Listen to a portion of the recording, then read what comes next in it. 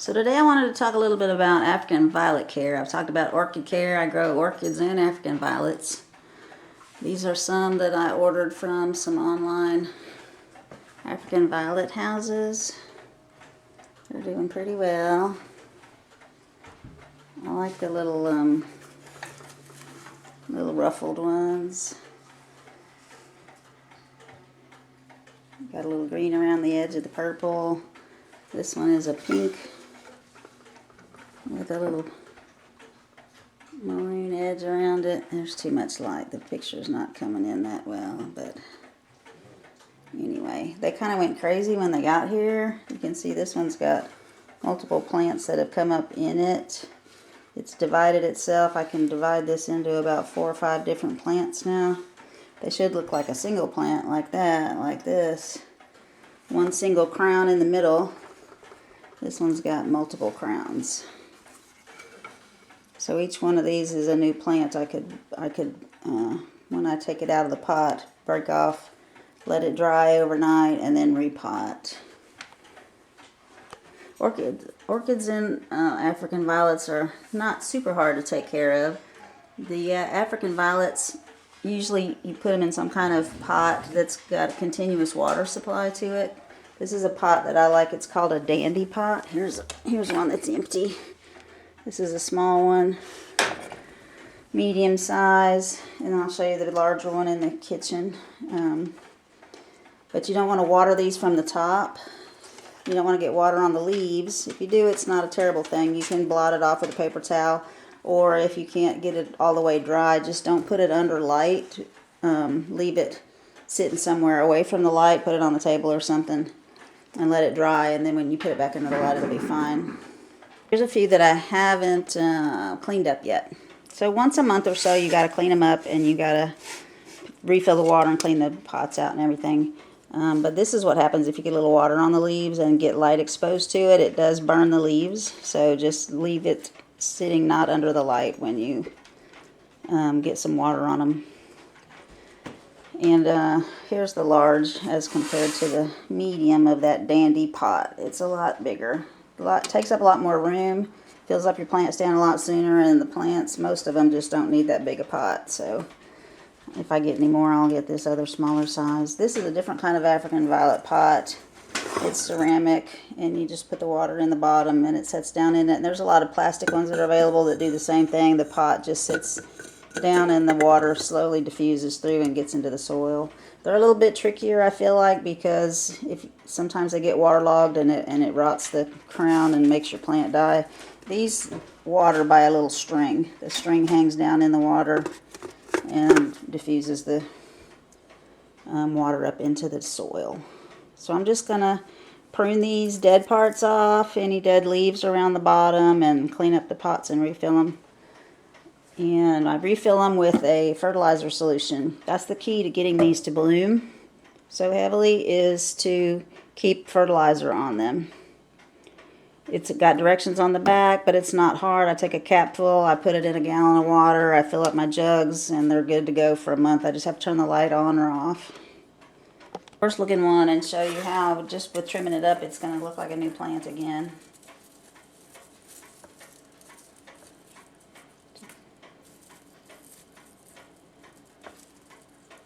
If there's some blooming and some are dead on that bloom, I leave the rest of them and let them continue. If it's all the way dead, you can sometimes just tug it out.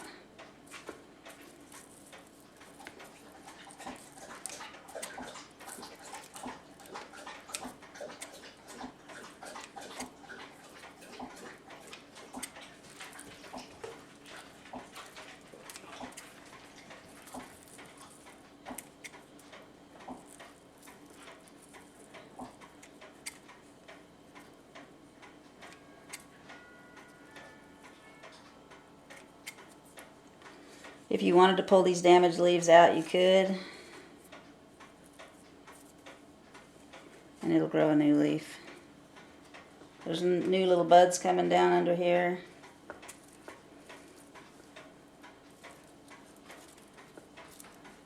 So to keep it blooming, you're supposed to keep the dead ones trimmed back. because it takes time and energy for the plant to die back to the stem like that. Time that could be spent growing new flowers. So if you want to just pinch off the dead ones every couple days, you'll be having a lot more blooms. They pinch off pretty easy if you got any kind of fingernail.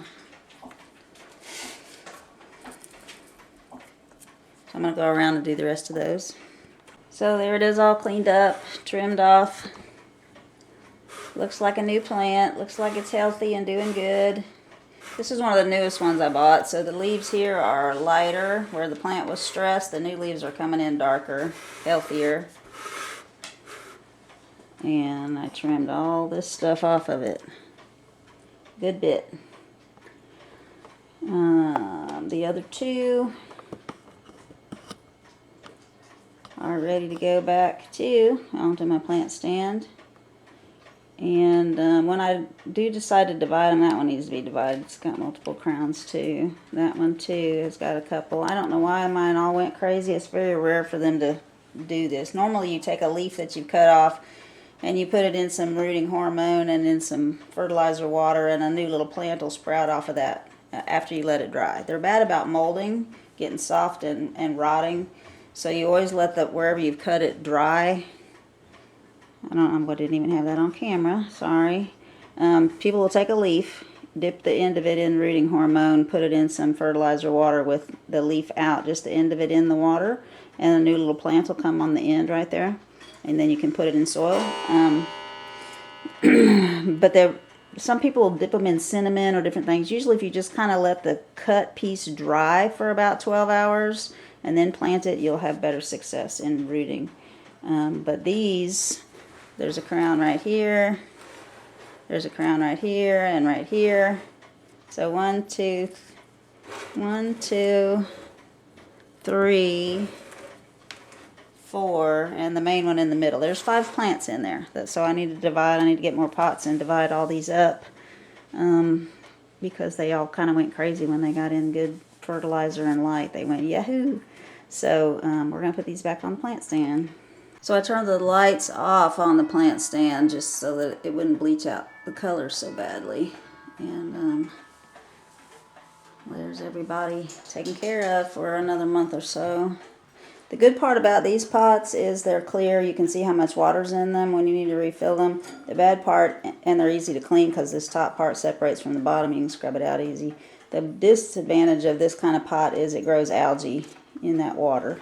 Where this pot, because it's dark, doesn't grow anything in it. You just have to refill it.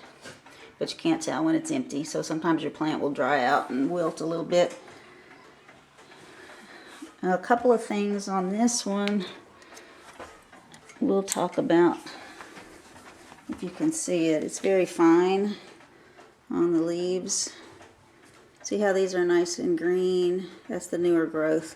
The older growth you might be able to see kind of looks like it's got a white powder on it. Our nights are just starting to get colder, and this bottom row, I've noticed in previous years, is the only row that'll do it. It'll get a little powdery, you can see on that flower right there, a little powdery mildew growing.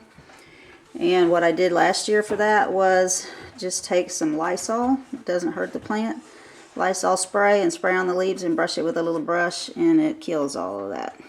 It doesn't kill the plant. It doesn't work on the flowers. The only way to get rid of it on the flowers is to pinch them off.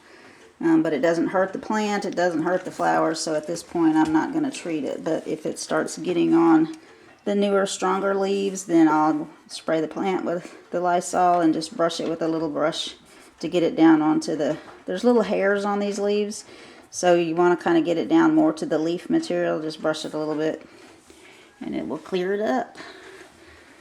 Hope y'all have enjoyed this video. I hope it helps. I hope y'all like to grow flowers. I like to have some green living things around, especially in the wintertime, to brighten up the day. Thanks for watching, guys.